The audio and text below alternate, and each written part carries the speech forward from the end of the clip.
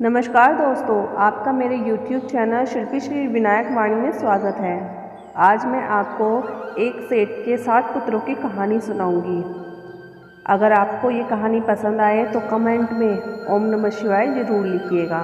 साथ ही अगर आपने मेरे चैनल को सब्सक्राइब नहीं किया है तो सब्सक्राइब कर लीजिए और बेल आइकन पर क्लिक करना मत भूलिएगा, जिससे आपको हमारी वीडियो की नोटिफिकेशन मिलती रहेगी। तो चलिए दोस्तों, शुरू करते हैं आज की कहानी। प्राचीन काल में किसी नगर में एक सेठ जी रहते थे। उनके 7 पुत्र थे और सातों शादीशुदा थे। सातों पुत्रों की बहुओं में छोटी बहू सबसे ज़्यादा विदुषी, सुशील और संस्कारी थी। एक दिन सबसे बड़ी बहू ने सभी देवरानियों से कहा कि आज घर को लीपने के लिए पीली मिट्टी लेकर आते हैं। सभी बहुएं डलिया और खुरपी लेकर मिट्टी लेने चली गईं। जब बहुएं मिट्टी खोदने लगी तब वहाँ एक सांप निकला। बड़ी बहू उस सर्प को खुरपी से मारने लगी तो छोटी बहू बोली, मत मारो इसे, ये तो बेचारा निरपराध है। यह सुनकर बड़ी बहू ने सर्प को नहीं मारा। तब सर्प एक ओर जाकर बैठ गया। छोटी बहू ने सर्प से कहा, आप यहाँ से जाना मत, मैं आती हूँ। ऐसा कहकर छोटी बहू सर्प के लिए दूध लेने चली गई।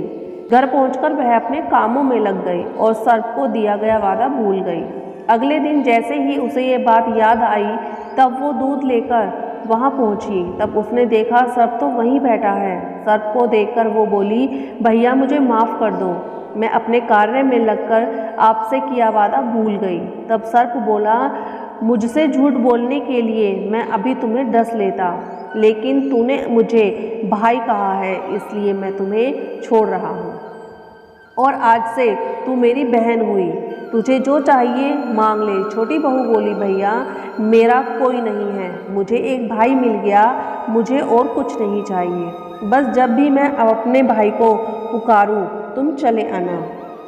कुछ दिनों बाद सावन के महीने में सेठ जी की सभी बहुएं अपने पीहर जाने लगीं और छोटी बहू से बोली, तेरा तो कोई पीहर ही नहीं है, तू कहाँ जाएगी। यह सुनकर छोटी बहू बहुत रोई। तभी वह सर्प एक मनुष्य का रूप धारण करके उसके घर आया और बोला, मेरी बहन को भेज दो। तब सब ने कहा, इसका तो कोई भाई नहीं है। तो वह बोला, मैं दूर के रिश्ते का भाई लगता हूँ। इस तरह विश्वास दिलाने पर घर के लोगों ने छोटी बहू को उसके साथ भेज दिया। रास्ते में उसने छोटी बहू को बताया, बहन मैं तुम्हारा भाई सर्प हूँ और तुम्हें अपने साथ अपने घर नागलोक ले जाने आया हूँ। तुम डरना मत, तुम मेरी पूंछ पकड़ लेना। छोटी बहू ने सर्प के कहे अनुसार किया। जैसे ही वह नागलोक पहुँचे, नागलोक के धन ऐश्वर्य को देखकर छोटी बहू चकित रह गई। सर्प उसे अपनी माता के पास ले गया और बोला, माता ये मेरी बहन, इसने मेरी जान बचाई थी और यह कुछ दिन हमारे साथ रहने आई है। सर्प की माता ने छोटी बहू को गले से लगा लिया। वह वहाँ खुशी खुशी रहने लगा। वहाँ शेषनाग के बहुत छोटे छोटे बच्चे जन्मे हुए थे। वह रोज़ देखती कि माँ सभी को दूध ठंडा करके घंटी बजाती। घंटी की आवाज़ सुनकर सभी बच्चे वहाँ आकर दूध पी लेते। एक दिन वह माँ से बोली, माँ आज मैं दूध ठंडा कर देती हूँ। अभी दूध ठंडा भी नहीं हुआ था कि उसने जल्दबाजी में घंटी बजा दी। घंटी की आवाज़ सुनकर छोटे छोटे सांप तोड़ पड़े। दूध पीते ही कईयों के फन जल गए। सभी सर्प बोले, हम इसे डसेंगे, परंतु माँ के समझाने पर बच्चे मान गए। तब उसके भाई सर्प ने, उसकी माँ ने छोटी बहू को हीरे मोती और जवाहरात देकर उसे विदा किया। इतनी सारी धन दौलत देखकर बड़ी बहू बोली, भाई ने इतनी सारी दौलत दी है तो इसे झाड़ने के लिए एक सोने की झाड़ू भी दे देता। यह सुनकर सर्प ने सोने की झाड़ू भी लाकर दे दी और उसकी माँ की तरफ से हीरे मोती और मणियों का अद्भुत हार भी दिया। उस हार की प्रशंसा सारे नगर में होने लगी। जब यह प्रशंसा नगर की रानी ने सुनी तो वह उस हार को पहनने की इच्छा उसने राजा को बताई। राजा ने तुरंत अपने सैनिकों को वह हार लेने भेजा। राजा के डर से सेठ जी ने छोटी बहू का हार सैनिकों को दे दिया।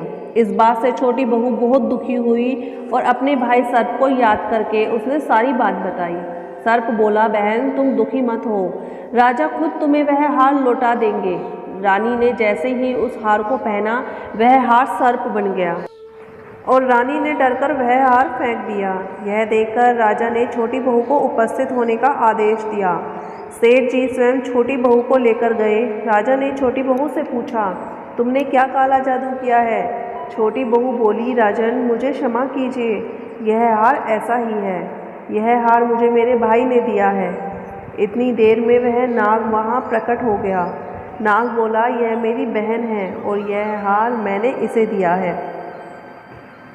यह देखकर सभी लोगों ने नाग देवता को प्रणाम किया, क्योंकि उस दिन पंचमी तिथि थी, इसलिए उस दिन से नाग पंचमी का त्यौहार मनाया जाता है।